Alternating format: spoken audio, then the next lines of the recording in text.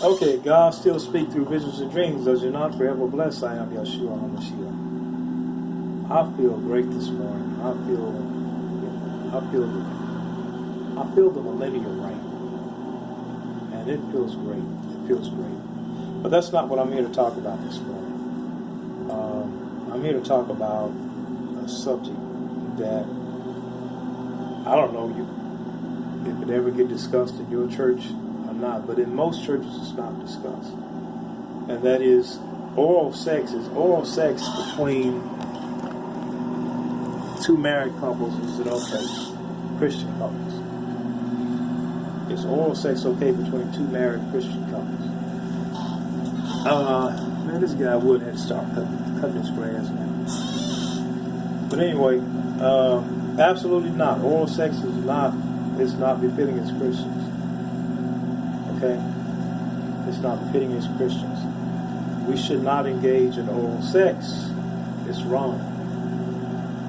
Okay, it's unclean. The Bible called it unclean. Alright?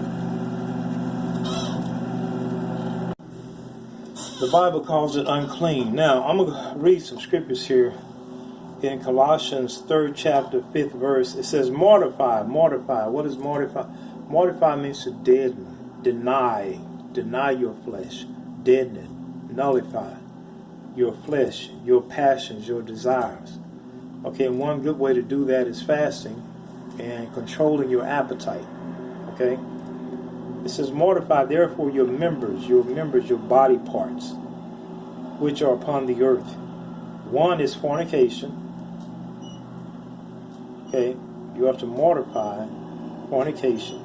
Fornication is any sex at all outside of your marriage, no matter even masturbation. Okay, I know they teach the kids in the school. It's okay to masturbate.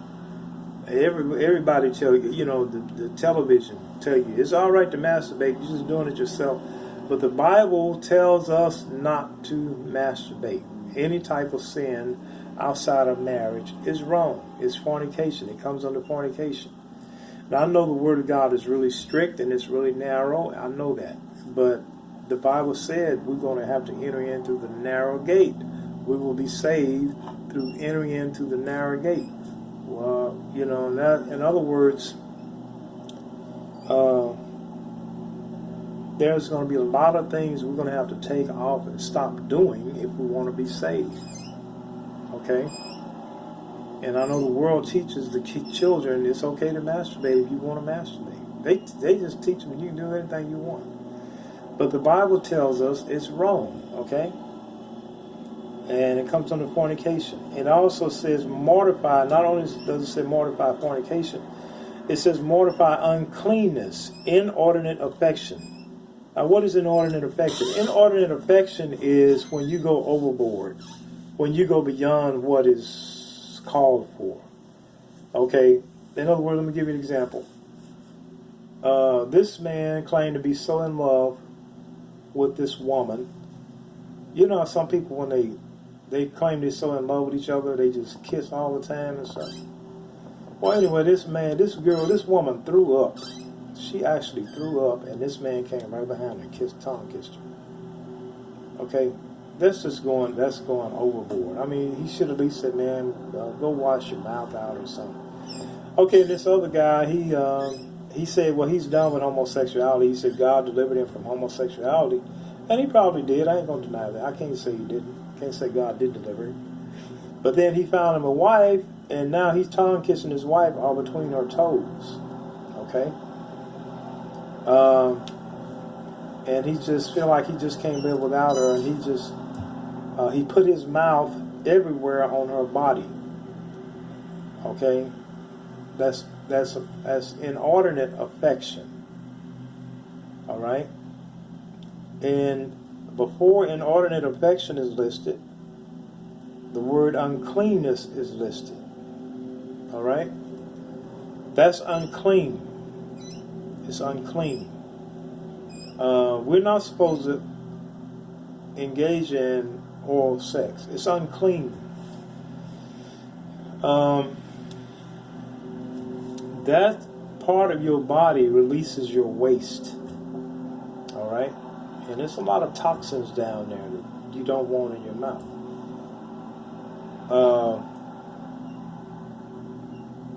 We know that now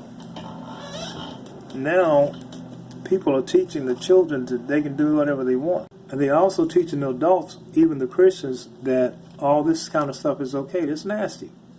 It's unclean. You have an unclean spirit. If we desire things like that, we have an unclean spirit. Now your flesh is going to always desire bad things. You gotta know the difference in your flesh and your spirit.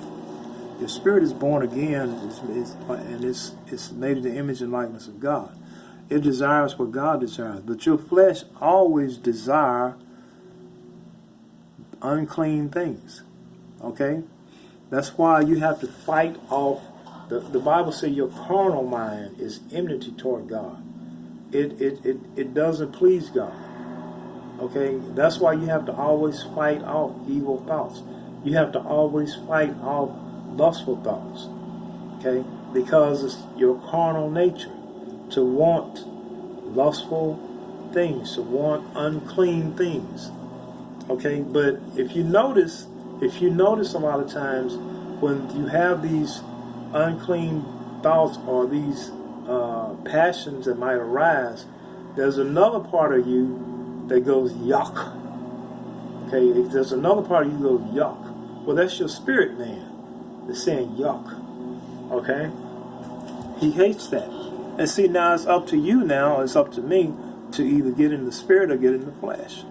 Okay, if I get in the flesh, then I'm gonna start walking after these unclean desires and these lustful passions.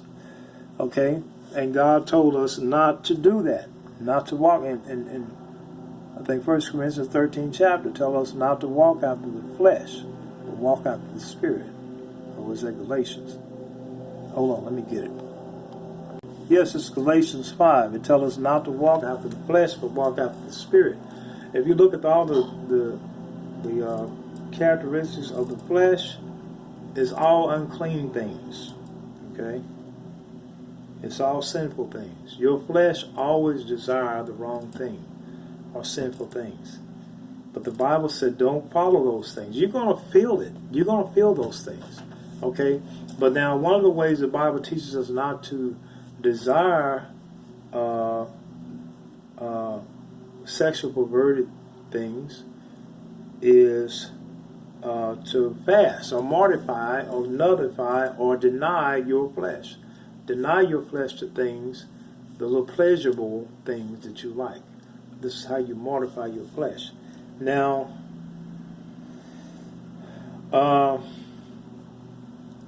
oral sex falls under uncleanness. It's unclean. It's unclean. You should not engage in oral sex. Okay, now, you know the reason why? I'm pretty sure the reason why a lot of preachers don't talk about this is because they don't want to be asked themselves, do they engage in oral sex? Well, I would tell whoever asked me that, I wouldn't tell them, don't ask me anything about my sex life because I'm not going to discuss it with you, and I don't want to know anything about your sex life. But a lot of preachers, I believe, will not discuss this because of that. And a lot of them are probably engaging in it themselves. And it's not right. Okay? It's not right.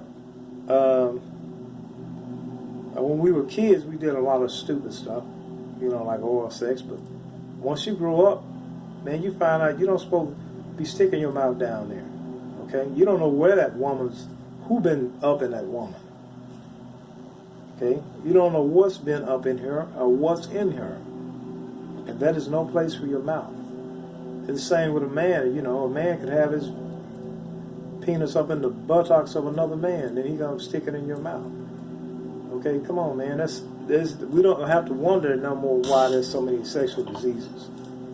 Okay, they want to claim the Africans started AIDS, of course. The Africans came from Africa. Africans screwing monkeys, and that's how we got AIDS. Then you want to put everything on the black people. Everything that's bad, everything that's, everything like that they want to put on. But anyway, that comes from men and women engaging in sexual perversion and sexual acts that God has told them not to engage in. Okay? The homosexual lifestyle is filthy. It is filthy. How can another man desire another man's butt? I do not know. And I don't want to know. Okay? And God has made it very clear in Romans, the 1st chapter, that homosexuality is a sin. And he made it clear in some other scriptures. Let me see. Romans, the 1st chapter, Revelation 21:8, the abominable will have their part in the lake. 1 Corinthians 6:9 and 10. And there are other scriptures that tell us that homosexuality is wrong. But anyway, homosexuals, they do all this stuff. Okay? They suck on each other and they play up in each other and all kind of junk. And because they have an unclean spirit. And I remember many years ago, God showed me unclean. I saw unclean spirits. I saw them. Okay? Some of those things they look so nasty. If you were to see them in the physical, you couldn't stand it. It would probably kill you just to look at them. And I'm not making this up. I'm not making this up, and I'm not exaggerating. Some of those unclean spirits are so nasty looking. It would probably kill you just at the sight of them. You can't imagine nothing like that. But that's what's in people, in these homosexuals that engage in all this type of sexual perversion. You know, and you know what's the funny thing about it? A lot of those homosexual spirits that I saw in the spirit world, guess what color they are? They're gay. Yeah, they're gay. Those spirits are gay in color. But there's something about them. If you saw them, you would throw up your inside. They are filthy. And some of them I saw, they look like half dog and half pig mix. They're like a pig and a dog mix. Homosexual spirits. Yeah, these homosexual spirits I saw, they were gay in color. Okay? But yeah, it's unclean. Okay, it's unclean. The buttocks is always unclean. It's never clean. Okay, we should not be engaging in oral sex. Not even Christians, not even married couples. Christians should not be engaged in oral sex because it's unclean. All right, the Bible tells us to mortify your members which upon the earth: fornication, uncleanness, inordinate affection. Inordinate affection, I don't know if I just mentioned this or not. Inordinate affection is when you just go overboard. Okay, it's too much kissing, too much licking, too much sucking, too much of all that. Okay, you just overboard on all that. Okay, I don't know if I just said this or not, but I was watching these people on TV, and I guess this guy felt like he loved this girl so much. He kissed this girl right after she vomited. She just got through vomiting, and then he stuck his tongue in her mouth. That's inordinate affection. That is out of line. You're out of bound. And this other guy was sticking his tongue between his wife's toes. Tongue kissing his wife's toes. That's inordinate affection. Too much licking, too much kissing, too much of all that. Okay, you're out of bound. Okay, you're overdoing it. It's inordinate affection. Uncleanness is when you participate in anything unclean. The butt is unclean. How clear? I mean, you can't make it I can't make it no clearer than that. The odor by itself, just the odor from the buttocks, will tell you. It's like an alarm going off. Bum, bum, bum. Just the odor from waste, human waste, from feces. Just the odor. It's like an alarm. Boom, boom, boom. Don't touch this. But you got these nasty homosexuals. They will engage in sodomy. Okay, but even they forget obeying the word of God, they won't even do what nature telling them not to do. They won't even do what nature telling them to do. Nature itself tell them, just from the order of that human waste or feces, nature is telling them don't enter, do not touch. But they go ahead anyway. And this is why the Bible said, no, that's not it. It said that they refused to retain God in their knowledge. And so God gave them over to a reprobate mind. Okay? And people get a reprobate mind, they do all kind of nasty stuff. Okay, but oralsex is wrong, y'all. It's wrong. It's just, I know there are preachers that tell you it's okay. There in the schools that tell you it's okay, but it's unclean. Okay? Oralsex is unclean. I don't know if I'm saying the same thing over and over or not. But how do you know your spouse is not cheating on you? How do you know your spouse is not going out? Now, most of us, we know our spouse is not cheating on us. But some of y'all don't. Your spouse could go out and stick his penis up in somebody's butt, and then he come back and stick it in your mouth. Okay? Or your wife could go out and sleep with some Tom, Dick, and Harry, and he jack off in her. Maybe I shouldn't say jack off, but he ejaculate her, and then you go and then he wants you to perform on her. Man, come on, man, come on.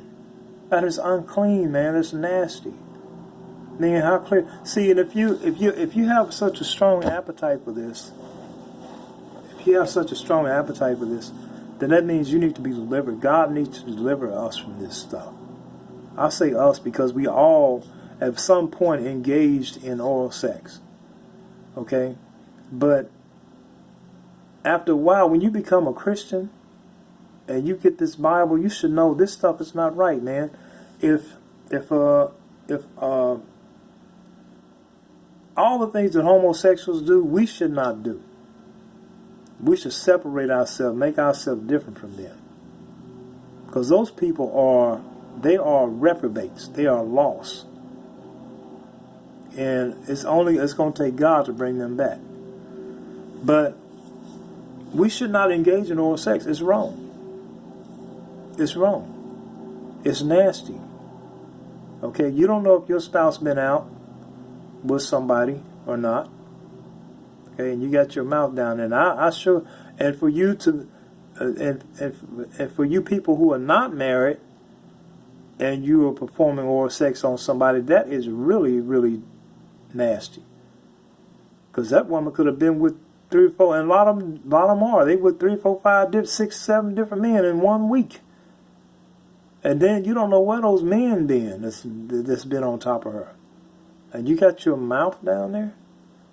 I'm going to tell you, man, that woman can't take enough bath or douche. I hope I'm not being too vulgar here, but she can't take enough to get rid of that stuff. You shouldn't put your mouth down there. And same with a man. If you don't know what that man been, penis been. Okay? But anyway, it's unclean. It's unclean. It's not right. God is not pleased with it. And we shouldn't do it. Okay? Now, this is something, your pastor, I don't know what kind of pastor you may have, but if your pastor, some pastors teach what goes in the bedroom is not my business. Yes, it is. What goes on in your bedroom, if it's not done, if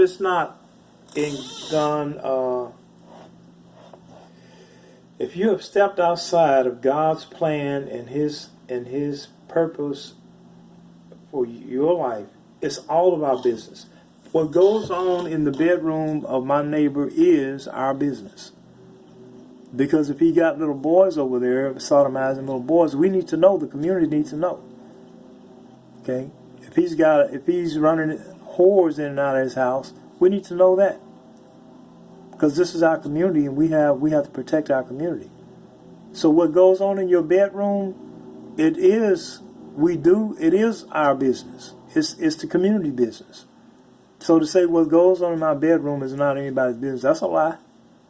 Because see, if that's the case, then we know the state and the city, they put up posters of sexual predators. If he's in your neighborhood, they put up these posters of what they call that, these things.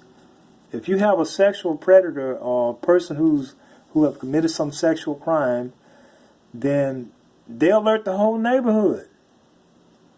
Okay? They're letting you know that, hey, something went on in his bedroom wasn't right. Right? Yeah, that's right. So to say what goes on in my bedroom is not your business, that's not true. It's everybody's business. Because if you are raping someone in your bedroom, we're supposed to know. And we're supposed to do something about it. The community is supposed to do something about it. Okay? So, it's not right. We shouldn't do it. We should not engage in oral sex.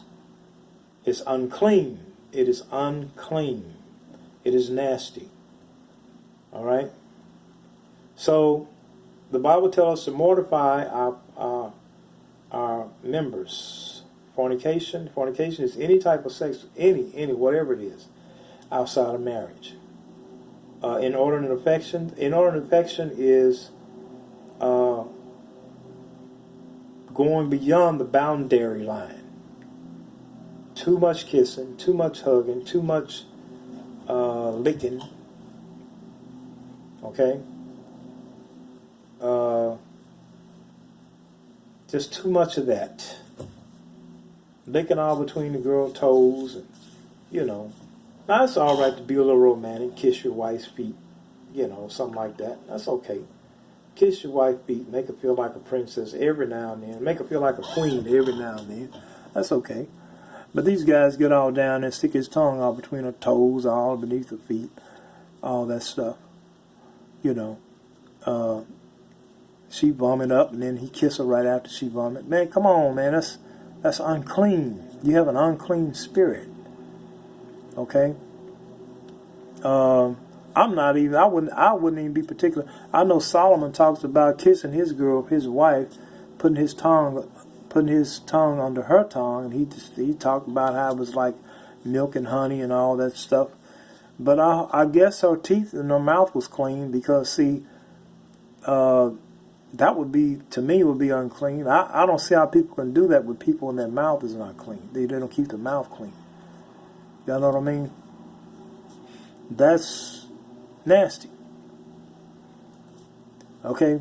But Solomon seemed to enjoy it quite a bit, because he talked about it, how good it was. But it's unclean.